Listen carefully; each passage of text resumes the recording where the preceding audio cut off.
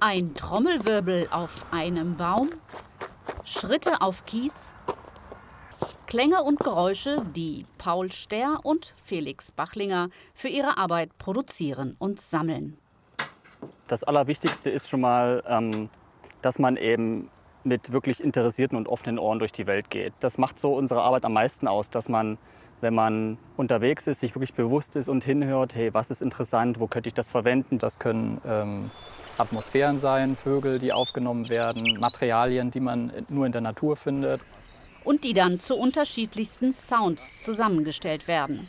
Die beiden 32- und 33-Jährigen sind Sounddesigner, erschaffen Geräusch- und Klangwelten vor allem für Computerspiele. Die sammeln sie weltweit an unterschiedlichen Orten. Produziert wird im Kölner Studio. Erst dort wird aus den Schritten im Kies ein Sound.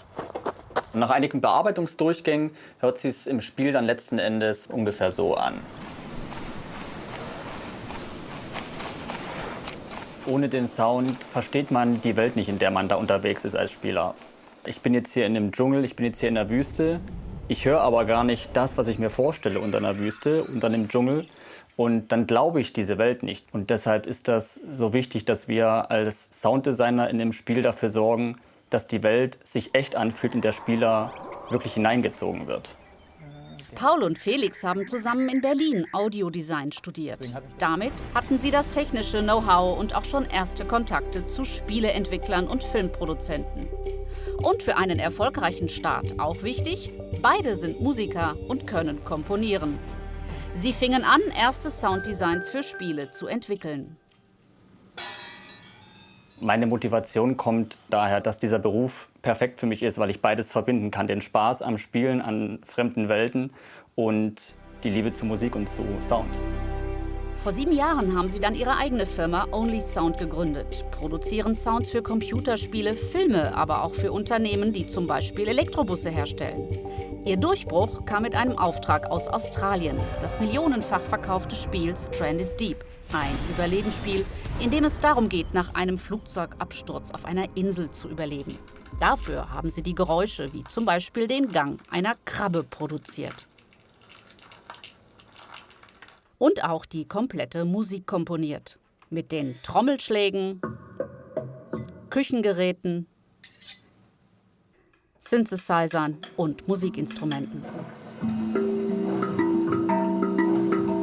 Bei Stranded Deep war es so, wir haben einfach auf YouTube Ausschnitte aus dem Spiel gesehen und haben sofort gemerkt, dass da einfach auf der Soundebene noch sehr viel Luft nach oben ist. Wir haben die Entwickler angeschrieben und unser Vorschlag, die Musik eben aus diesen ganzen Schrottgegenständen, sage ich mal, zusammenzusetzen und den Klang irgendwie selbst herzustellen, das fanden die so interessant, dass sie gesagt haben, ja, macht mal.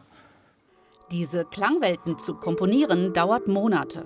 Eigene Familie haben sie beide noch keine. Die beiden Freunde verbringen viel Zeit im Studio und auf Klangsuche unterwegs. Und immer geht es darum, sowohl Spieler als auch Zuschauer sofort in Bann zu ziehen. Da geht es einfach darum, die Emotionen, das Erlebnis einfach zu verstärken, weil es ein Event sein soll für den Spieler. Und das heißt, häufig ist es unsere Aufgabe, Emotionen noch stärker erlebbar zu machen. Für ihren bislang erfolgreichsten Auftrag arbeiten sie seit 3 Jahren. Neue Projekte kommen dazu. Mit ihrer präzisen Suche nach ungewöhnlichen Sounds haben sich Paul und Felix inzwischen einen Namen gemacht.